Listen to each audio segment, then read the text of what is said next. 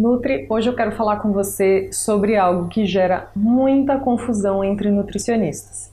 E o que eu vou falar pode ser uma das dificuldades que você vem enfrentando no consultório e que não está te deixando prestar o serviço adequado, o atendimento adequado e tomar as atitudes adequadas no tratamento do seu paciente de gestão. Meu nome é Mariana Poleto e eu ajudo você, nutricionista, a conquistar uma agenda sempre lotada, se tornando uma referência na investigação e na solução de problemas digestivos. E hoje eu quero falar com você sobre uma coisa que gera muita confusão entre os nutricionistas, que é principalmente quando um paciente já chega pra gente com um diagnóstico.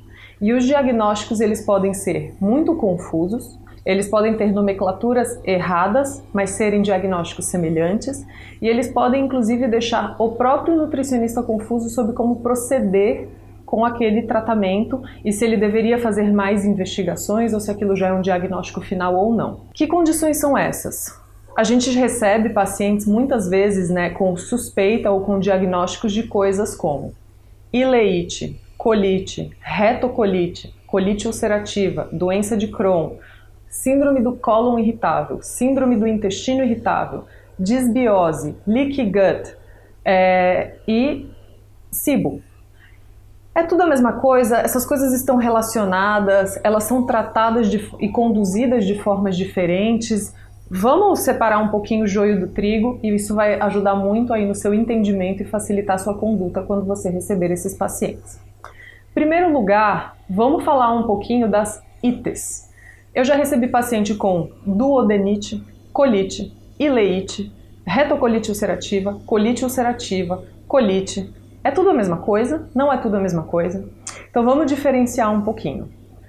Ite são processos inflamatórios, Tudo que termina em ite. Então se a gente está falando de uma ite, de uma colite, de uma ileite, nós estamos falando que aquela região do intestino está inflamada. Mas essa inflamação significa que há uma doença inflamatória intestinal ou aquilo é apenas um processo inflamatório que pode ser passageiro e pontual? Claro que essa resposta vai depender muito do histórico e dos exames realizados com esse paciente. Mas, quando você receber um paciente que está se queixando de colite, geralmente colite é uma doença inflamatória intestinal e essa doença inflamatória intestinal é chamada de colite ulcerativa. Nós temos uma outra forma de colite também, que é a chamada microcolite ou colite microscópica. Atualmente ela também vem sendo considerada como uma doença inflamatória intestinal. E uma terceira doença inflamatória intestinal que a gente tem é a doença de Crohn. Então, quando um paciente chega com um diagnóstico de colite ulcerativa, colite microscópica e doença de Crohn, nós estamos falando de doenças inflamatórias intestinais, ou seja, existe um processo inflamatório que é possível de ser diagnosticado. Isso é uma grande diferença. Quando a gente fala de doença, é porque tem diagnóstico. Tem formas de eu olhar, fazer exames e confirmar se aquilo existe ou não. Então, quando um paciente chega para você dizendo que ele tem colite ulcerativa ou retocolite, ele provavelmente está falando da mesma coisa, da doença inflamatória intestinal. Ela pode se chamar retocolite ulcerativa justamente porque esse processo geralmente se inicia pelo reto e vai subindo e tomando o cólon, por isso que é a colite. Existem formas de diagnosticar a colite ulcerativa. Um processo isolado chamado colite, inflamação no cólon, ele pode acontecer e não ser uma doença inflamatória intestinal, que é a colite ulcerativa ou a retocolite, coisas semelhantes? Pode, mas não é normal que simplesmente se diagnostique um paciente com colite. Pronto. Então, se você receber um paciente que ele fala que ele tem colite, investigue, seja por exames, entre em contato com o gastro, peça para ele levar laudos de endoscopia para saber se realmente ele teve diagnóstico de colite ulcerativa, porque isso é uma doença inflamatória intestinal e ela tem que ser tratada como tal. Agora, se esse paciente chega simplesmente com o diagnóstico de colite, ponto, se ele não sabe se ele teve diagnóstico de colite ulcerativa, se ele não tem biópsia, se ele não tem colonoscopia, cabe a você dar andamento para fechar ou não esse diagnóstico, tá? Então, colite, retocolite, colite ulcerativa, colite microscópica, doença de Crohn, todos esses entram no âmbito de uma doença inflamatória intestinal. Tem pacientes que chegam para a gente, por exemplo, com ileite ou duodenite, que são porções do intestino delgado que estão sofrendo um processo inflamatório. Aí a gente tem que aprender de novo a diferenciar doença de Crohn de retocolite ulcerativa ou de colite ulcerativa. Ou seja, a retocolite ulcerativa ou colite, ela vai tomar o cólon e ela tem suas características específicas. A doença de Crohn também é uma doença inflamatória intestinal, mas ela pode acontecer em todo o trato gastrointestinal, desde a boca até o ânus. Então, se o paciente apresenta processos inflamatórios em outras regiões do intestino, por exemplo, isso pode ser doença de Crohn. De novo, trabalhar em diagnóstico diferencial. Então, você vai encaminhar para um gastro. Se essa pessoa está com um diagnóstico parcial ou se ela não tem certeza, trabalhe junto com o gastro para ver se esses focos de inflamação em outras porções do intestino podem ou não ser doença de Crohn. Lembrando que doenças, existe diagnóstico para isso. Então, existe uma forma de ver e diagnosticar a doença de Crohn que o profissional, o gastroenterologista, vai realizar. Se o paciente apresenta uma inflamação pontual, por exemplo, uma ileite, ele não é doença de Crohn, isso já foi descartado, é um foco inflamatório no íleo. Idealmente, a gente tem que pensar em desinflamar esse paciente, então retirar alimentos inflamatórios, a gente tem que trabalhar com a cicatrização e o reparo dessa mucosa e tentar descobrir o que está engatilhando aquele processo. Então, uma ileite ou uma duodenite, né, uma inflamação ali numa parte do sistema digestivo superior do intestino delgado, em que já foi descartado uma possível, né, condições mais graves, né, e essa inflamação ela é pontual, isso não necessariamente significa uma doença, pode ser um processo inflamatório pontual e que você, como nutricionista, vai ter que eliminar alimentos gatilho, né, alimentos que engatilham inflamação, vai ter que trabalhar com reparo dessa mucosa, vai ter que trabalhar com eliminação de álcool, qualquer coisa que pode agravar e que pode gerar uma inflamação da mucosa. Glúten, caseína, alimentos mais alergênicos como soja, amendoim, e trabalhar com suplementos que a gente já sabe, né, que são bons para reparo e reconstrução da mucosa. Vitamina D, vitamina A, peptídeos de colágeno, glutamina. Então, pode ser que você tenha que trabalhar no processo inflamatório pontual. O que pode gerar um processo inflamatório nas diversas partes do intestino e que não necessariamente são um processo de doença? Parasitas são um exemplo, né? Os parasitas, eles podem gerar processos inflamatórios em uma determinada porção do intestino.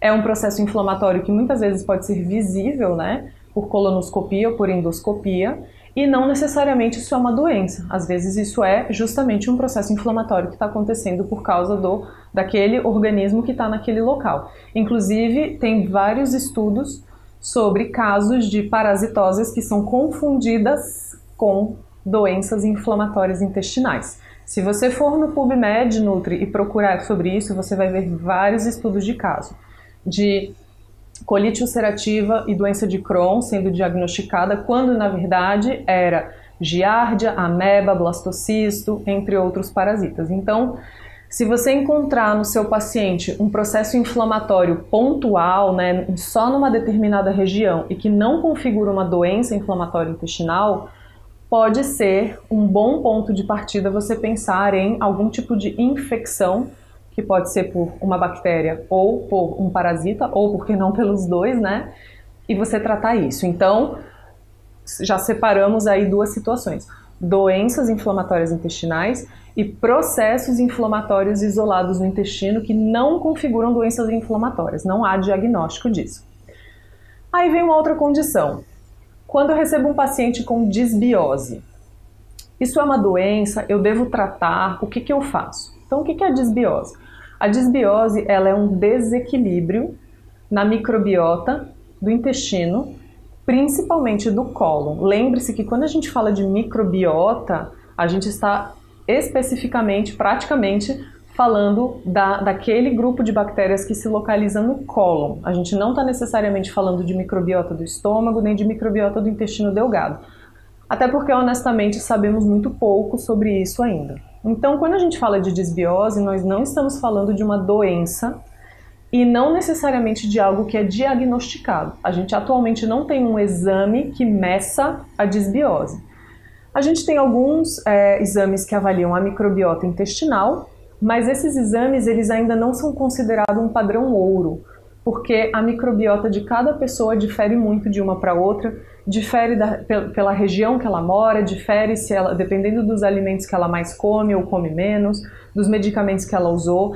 Então a gente não tem um padrão que significa assim, essa aqui é a nossa microbiota de ouro que todo mundo deveria ter. E aí eu comparo a minha com essa e eu devia ter mais dessa bactéria ou menos dessa bactéria.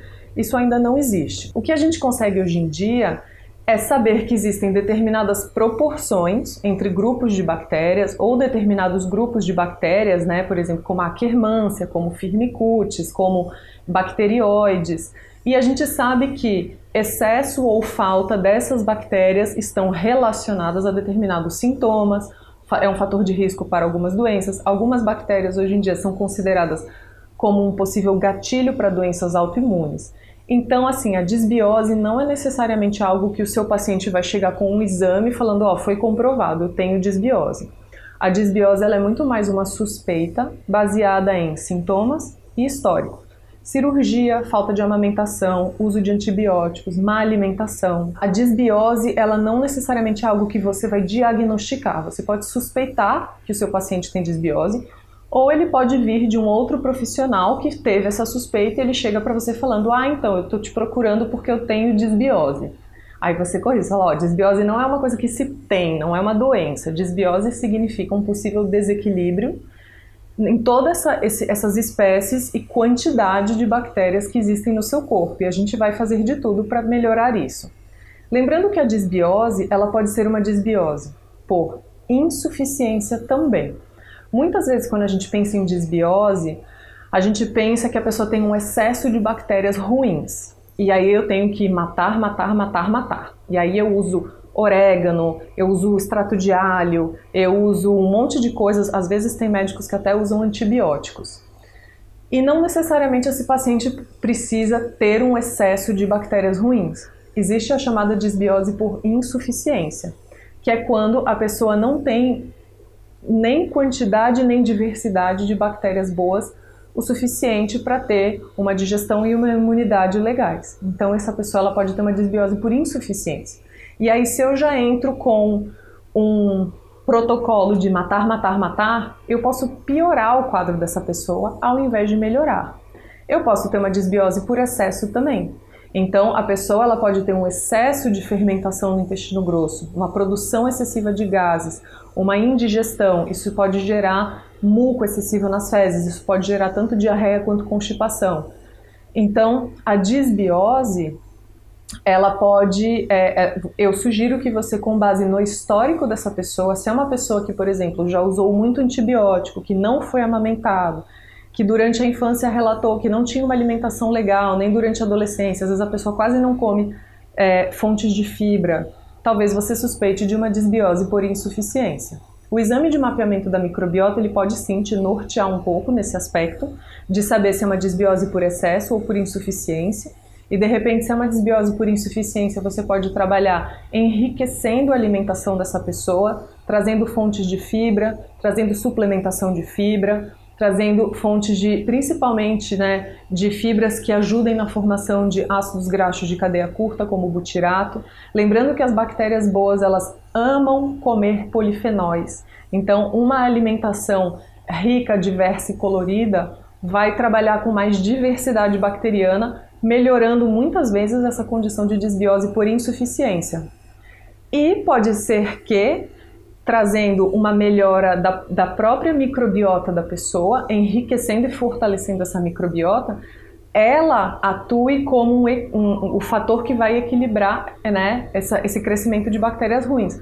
Porque, afinal, essa é uma das funções da nossa microbiota, É justamente, por competição, não deixar outros micro-organismos se instalarem. Então, às vezes, antes de pensar em matar, pense em fortalecer e diversificar.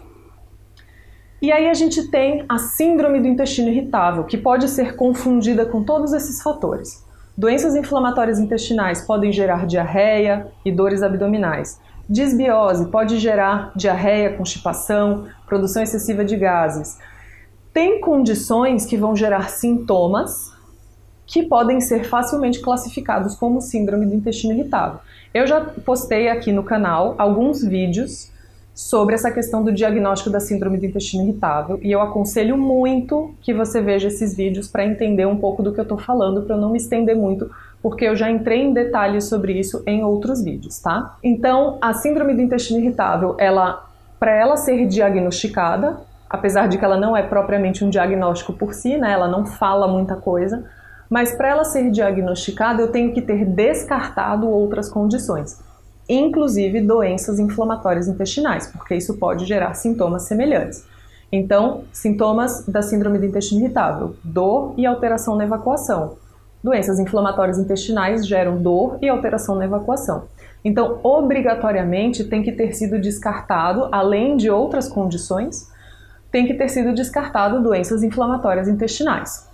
Outras condições também têm que ter sido descartadas, como doença celíaca, intolerância à lactose, câncer, né? Outras coisas também têm que ser investigadas. E o que a gente vê com muita frequência acontecendo são pacientes sendo diagnosticados somente com base em sintomas. Então, isso está acontecendo, né? Tá rolando uma epidemia de diagnóstico de síndrome do intestino irritável, mas quando a gente vai avaliar esse paciente, ele não fez ainda todo esse passo a passo de descartar essas outras condições para saber se o que ele tem realmente é outra coisa ou aquilo. Então, como eu já falei em outros vídeos, sempre questione o diagnóstico de síndrome do intestino irritável, sempre pergunte para o seu paciente se todas aquelas outras condições foram devidamente investigadas e descartadas. Você vai se surpreender que muitas vezes não.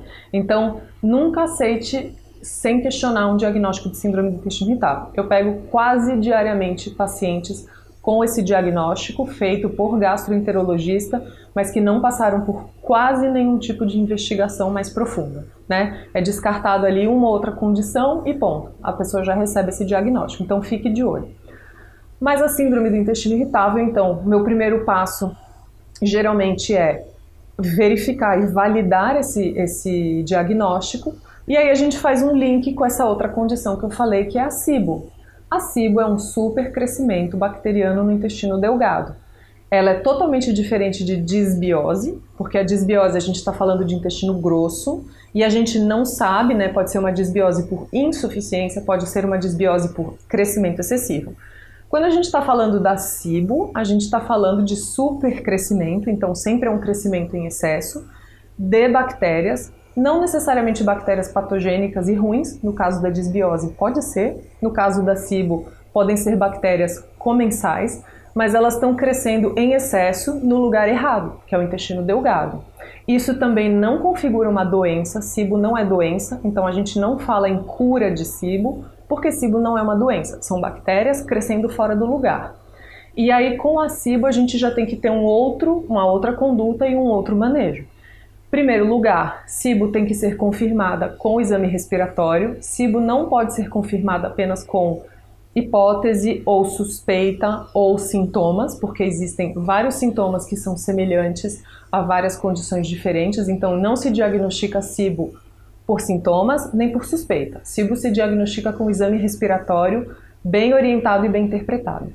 Depois a gente tem que fazer o tratamento dessa condição e vai depender um pouco se esse supercrescimento bacteriano é de bactérias produtoras de hidrogênio, de arqueias que produzem metano ou de bactérias produtoras de sulfato.